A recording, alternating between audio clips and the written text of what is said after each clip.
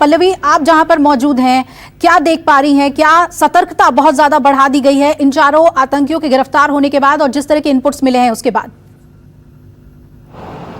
देखिए अभिलाषा, मैं अभी दिव्या को सुन रही थी, वहाँ पे सुरक्षा व्यवस्था तो बिल्कुल चाक चौबंद कर दी गई है, लेकिन सीपी की अगर बात की जाए तो सीपी में इस वक्त उस तरीके की व्यवस्था मुझे नहीं दिख रही है। सबसे पहले वो तस्वीर दिखाना चाहती हूँ कि देखिए यहाँ पर मचान बनाया गया है।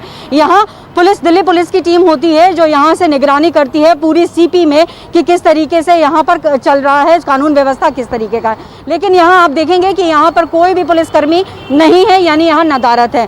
बेशक यहाँ पे बैरिकेडिंग है, यहाँ से आने जाने वाले गाड़ियाँ जो हैं उन्हीं की चेकिंग के लिए यहाँ पुलिस होती है, लेकिन इस वक्त कोई पुलिस आपको दिखाई नहीं दे रही है। जाहिर तौर पर ये जो स्पेशल इनपुट हैं, जो हमारे इनपुट एजेंसियाँ हैं जिनको इनपुट मिली, उनका श्रेय जाता है कि ऐसे आतंकियों को उन्होंने दर दबोचा जिससे कि बड़ी घटना होने से बच गई है। लेकिन जिस तरीके के हालात सीपी में हैं, अगर सीपी में ये हालात होंगे तो कोई भी बड़ी घटना आसानी से अंजाम दी जा सकती है। और खास कर अगर हम बात करें 2008 की, तो 2008 में सीपी को निशाने पर लिया गया था। यहाँ 2 बड़े बम धमाके किए गए थे और जिस तरीके से इनको पकड़ा गया है, अगर ये नहीं पकड़े जाते तो यहाँ भी बड़ी घटना हो सकती थी, क्योंकि सीपी एक बहुत बड़ा मार्केट है। जिस तरीके से यहाँ पर पॉपुलेशन होता है, सेंट्रल पार्क में पॉपुलेशन होता है, चाहे पालिका में पॉपुलेशन होता है, अंडरग्राउंड यहाँ पर काफी ज्यादा मार्केट है। और इस तरीके से अगर यहाँ लापरवाही बरती जाएगी तो जाहिर तौर पर आम लोगों की जो जान है वो बहुत खतरे में पड़ जाएगी। बेशक यहाँ पर बैरिकेडिंग जरूर है, लेकिन पुलिस यहाँ नदारत है। इसलिए इस वक्त सीपी से मैं ये कह रही हूँ कि यहाँ जो व्यवस्थाएं, जो चाक चौबंद व्यवस्थाएं होनी चाहिए, वो व्यवस्थाएं यहाँ नहीं दिखाई पड़ रही हैं। यहाँ सीसीटीवी तो जरूर है, लेकिन दूर दूर तक मेरी पल्लवी, और पुलिस के साथ साथ आम लोगों के भी बहुत सतर्क रहने की जरूरत है। और इस वक्त एक और अहम खबर जो आ रही है वो आपको बता दें कि रिमांड पर इन चारों को भेज दिया गया है। हुई है इन चारों की गिरफ्तारी से। ये देखिए इनके नाम: मुश्ताक अहमद गनी, इशफाक माजिद, अल्ताफ अहमद डार और आकिब सफी।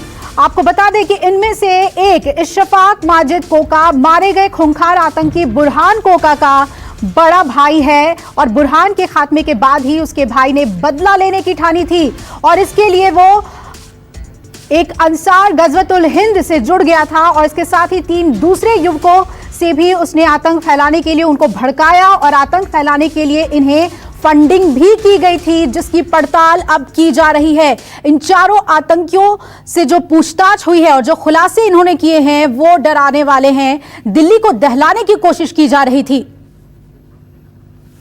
सीधा रुख करेंगे, मेरे सहयोगी वरुण सिन्हा जुड़ गए हैं ज्यादा अपडेट के साथ।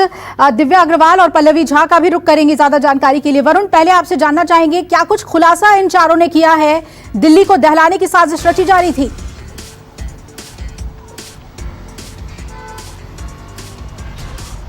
देखिए, निश्चित तौर पर एक बड़ी प्लानिंग के तहत ये लोग दिल्ली आए थे और कश्मीर से यहाँ पर आकर करीब हफ्ते भर से ज्यादा इन्होंने दिल्ली के मार्केट्स की रेकी की। सबसे पहले ये लोग लाजपत नगर गए, फिर सरोजनी नगर गए, करोल बाग हुए। करोल बाग में यहाँ पर कुछ दिन रुकने के बाद इन्होंने सीधे पहाड़गंज के होटल में, कहा जा रहा है कि स्टे भी किया। वहां 2 दिन स्टे करने के बाद इन्होंने पूरा एक मैप तैयार किया और ये तय किया कि आखिर त्योहारों के मौसम में, क्योंकि दिल्ली के मार्केट्स में लगातार भीड़ बहुत ज्यादा होती है और ऐसी परिस्थिति में कहीं ना कहीं ये लोग अपनी वारदात को कैसे अंजाम दे, उसको लेकर इन्होंने मास्टर प्लान तैयार किया। एक और बात जो निकल के आ रही है वो ये कि लगातार स्पेशल सेल अपनी तरफ से इन लोगों से ये जानने की कोशिश कर रही है कि इनके पास हथियार, इनके पास पैसा, इन्होंने जो कुछ भी साजिश रची है उसका रोड मैप कहां से तैयार किया गया था और पाकिस्तान में बैठे इनके आकाओं ने किस तरीके से इनको एक पूरी जानकारी के तहत इनको दिल्ली भेजा था। एक और बात यहाँ पर निकल के आ रही है कि इनके पास से करीब 4.5 लाख रुपए भी जो है वो मिले हैं। इसके अलावा ये भी कहा जा रहा है कि करीब 2 पासपोर्ट हर एक के पास है। तो बहुत ज्यादा तैयारी के साथ लगातार ये दिल्ली में जमे हुए थे। एक सोच थी कि 2005 में, आपको याद होगा, जिस तरीके से दिल्ली को त्योहारों के मौसम में दहलाया गया था, सेम उसी तरीके से दिल्ली को यहाँ पर वैसे हालात के तहत एक बार फिर से बम धमाके सीरियल तौर पर किए जाए। जी बिल्कुल वरुण, और दिव्या और पल्लवी भी मेरे साथ जुड़ी हुई हैं। दिव्या, आपसे जानना चाहेंगे कि जिस तरह के अपडेट सामने आ रहे हैं कि फॉरेन फंडिंग की बात इसमें सामने आ रही है, क्या जांच में सीधे इनके किसी विदेशों से किसी आतंकी संगठन से जुड़े होने की बात सामने आ रही है? क्या पुख्ता डिटेल्स दिल्ली पुलिस को हाथ लगे हैं? देखिए अभी तो जांच हर एंगल से की जा रही है, लेकिन यहाँ पे अभिलाषा मैं दिखाऊंगी क्योंकि मैं यहाँ सरोजनी नगर मार्केट में खड़ी हूँ और यहाँ देखिए किस तरह से जो पुलिस सुरक्षा है वो बढ़ा दी गई है। जिस तरह से जो खबर आई है कि आतंकी पकड़े गए हैं और ये मंजर सोचिए कितना भयावह हो सकता था, क्योंकि 2005 में यही वो जगह है जहाँ पर 6:10 पे शाम को 29 अक्टूबर को बम धमाका हुआ था। और अगर यहाँ पे बम की प्लानिंग सक्सेसफुल हो जाती तो सोचिए क्या मंजर होता। आप देखिए इस वक्त कितनी भीड़ है। कोरोना का जो डर है वो लोगों के लिए मजबूरी भी बन गया है, लोग घरों से बाहर निकलने लगे हैं, त्योहारों का सीजन आ चुका है, ऐसे में लोग जो है वो घरों से बाहर निकल रहे हैं। देखिए सरोजनी नगर मार्केट में इस वक्त दोपहर के समय भी कितनी भीड़ है और अगर ये मंजर में अपने मंसूबों में कामयाब हो जाते हैं तो कितना भयावह हो जाता है। इस वक्त मेरे साथ ओमदा जी हैं। ओमदा जी, जब ये खबर आई तो किस तरह का माहौल हुआ, क्योंकि मुझे अभी रोंगटे खड़े कर देने वाली ये खबर दिख रही है कि अगर वो मंसूबों में कामयाब हो जाते तो कितने लोगों को मौत के घाट उतार दिया जाता। देखो 29 अक्टूबर 2005 को जब हादसा हुआ शनिवार और धनतेरस का दिन था, उसके बाद हम सभी एसोसिएशन ने मिलके दिल्ली पुलिस के साथ ऐसी व्यवस्था करी, वॉलंटियर पुलिस सर्विस बनाई। अभी भी आप व्यवस्था देखिए, यहाँ पर जो मचान है वो लगा दी गई है। 79 सीसीटीवी कैमरे जो है वो मार्केट में लगे हैं और वो तभी से लगे हुए हैं जब 2005 का जो मंजर सामने आया था। 6:10 पे बम धमाका हुआ था। 60 लोग मौत के घाट उतर गए थे और 200 से 250 लोग घायल हो गए थे। सोचिए अगर वही मंजर दोबारा होता तो किस कदर जो है यहाँ पर जान माल का खतरा हो सकता था। लोगों की भारी भीड़ है इस वक्त, अगर आप देखेंगे तो हर शॉप पर जो है वो काफी भारी भीड़ है। कोरोना का खतरा जो है अब लोगों को मन से निकालना पड़ रहा है क्योंकि त्योहारों का सीजन आ रहा है। ऐसे में अगर आतंकी अपने मंसूबों में कामयाब होते तो कितना बड़ा खतरा हो सकता था।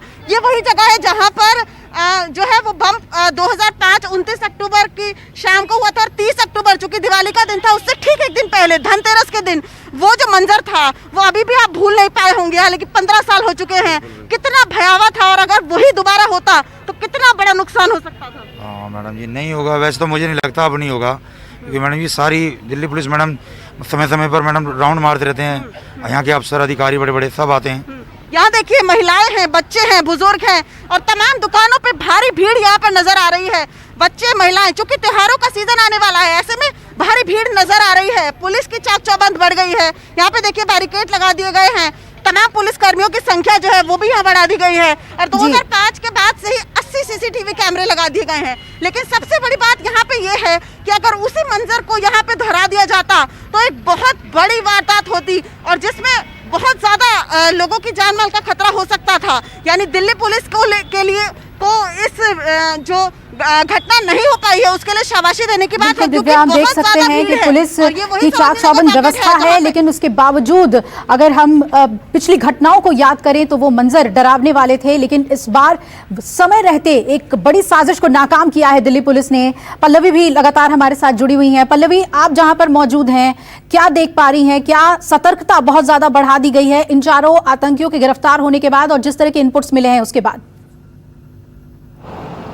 देखिए अभिलाषा, मैं अभी दिव्या को सुन रही थी, वहाँ पे सुरक्षा व्यवस्था तो बिल्कुल चाक चौबंद कर दी गई है, लेकिन सीपी की अगर बात की जाए तो सीपी में इस वक्त उस तरीके की व्यवस्था मुझे नहीं दिख रही है। सबसे पहले वो तस्वीर दिखाना चाहती हूँ कि देखिए यहाँ पर मचान बनाया गया है।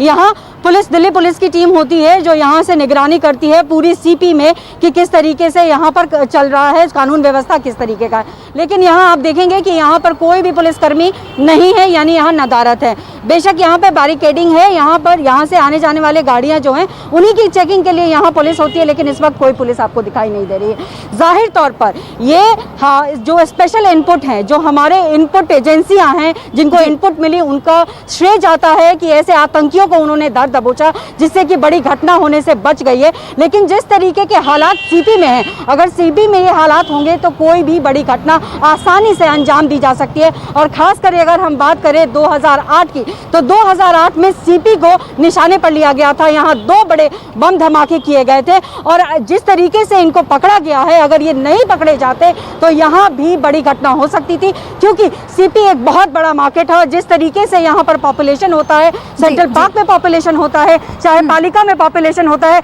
अंडरग्राउंड यहाँ पर काफ़ी ज़्यादा मार्केट है, और इस तरीके से अगर यहाँ लापरवाही बरती जाएगी तो जाहिर तौर पर आम लोगों की जो जान है वो बहुत खतरे में पड़ जाएगी। बेशक यहाँ पर बैरिकेडिंग ज़रूर है, लेकिन पुलिस यहाँ नदारत है। इसलिए इस वक्त सीपी से मैं ये कह रही हूँ कि यहाँ जो व्यवस्थाएं, जो चाक चौबंद व्यवस्थाएं होनी चाहिए, वो व्यवस्थाएं यहाँ नहीं दिखाई पड़ रही हैं। यहाँ सीसीटीवी तो ज़रूर है, लेकिन दूर दूर तक मेरी निगाह पल्लवी, में और कोई पुलिस के साथ साथ आम लोगों के भी बहुत सतर्क रहने की जरूरत है। और इस वक्त एक और अहम खबर जो आ रही है वो आपको बता दें कि रिमांड पर इन चारों को भेज दिया गया है। पुलिस रिमांड पर इन्हें भेज दिया गया है और कोर्ट ने 5 दिन की रिमांड पर इन चारों को भेज दिया है। इस वक्त की बड़ी खबर आपको बता दें, दिल्ली में आतंकी घटना को अंजाम देने के लिए जो इन 4 लोगों की साजिश थी उसे नाकाम किया गया है और इन्हें अब रिमांड पर भेज दिया गया है। वरुण, जिस तरह के इनपुट्स आ रहे हैं कि बहुत बड़ी प्लानिंग थी, फॉरेन फंडिंग हो रहा था इन्हें, इसीलिए रिमांड पर इन्हें भेज दिया गया है।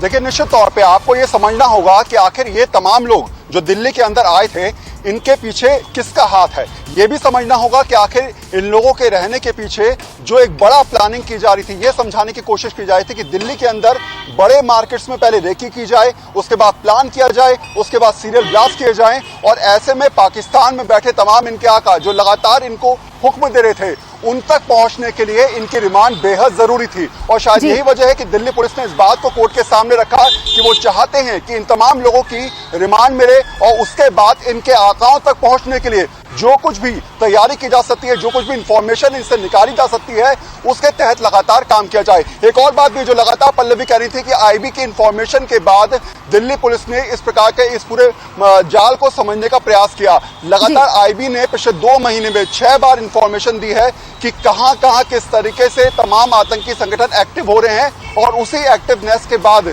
दिल्ली पुलिस की स्पेशल सेल ने इन चारों को जो है वो अपनी गिरफ्त में लिया है। जी बिल्कुल। और अगर हम बात करें आतंकी संगठन की, और साथ ही जो ऐसे बहुत सारे संगठन हैं जो कि सोशल मीडिया पे बहुत ज़्यादा एक्टिव हैं, पीएफआई की बात कर ले, सीएफआई जिससे ये लोग जुड़े हुए थे, इन सभी के तार जो हैं क्या कहीं पर किसी विदेशी आतंकी संगठन से जाकर जुड़ रहे हैं, ये इस्टेब्लिश करना दिल्ली पुलिस के लिए बहुत अहम है, और क्योंकि उनके पास इंटेलिजेंस से ये जानकारी लगातार पहुंच रही है।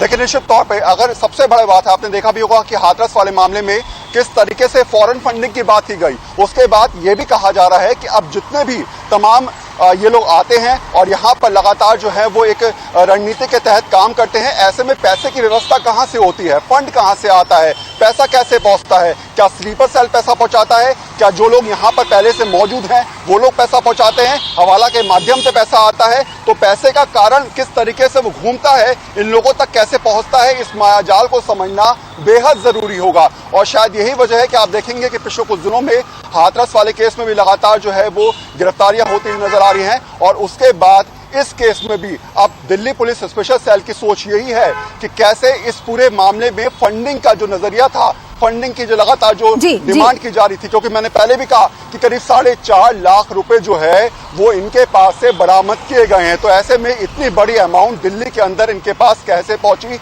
ये लगातार जांच के बाद सामने निकल के आएगी। जी बिल्कुल वरुण, बहुत बहुत शुक्रिया आपका पूरी जानकारी हमें देने के लिए। पल्लवी और दिव्या, आपका भी शुक्रिया हमें दिखाने के लिए कि हालात कैसे हैं। सिक्योरिटी को लेकर बहुत ही सजग रहने की जरूरत है, आप भी इसे लेकर सतर्क रहें। एक छोटे से ब्रेक के लिए हम यहाँ पर रुक रहे हैं और ब्रेक के बाद देखिए बिहार चुनाव से जुड़ी हुई इस वक्त की टॉप 10 खबरें। नमस्कार, मैं हूं मानक गुप्ता। अगर आपको हमारा ये वीडियो पसंद आया हो तो इसे लाइक और शेयर जरूर करें, और हाँ, हमें सब्सक्राइब और फॉलो करना ना भूलें ताकि आप देश और दुनिया की कोई खबर मिस ना करें। तो जुड़े रहिए हमारे साथ और देखते रहिए न्यूज़ 24।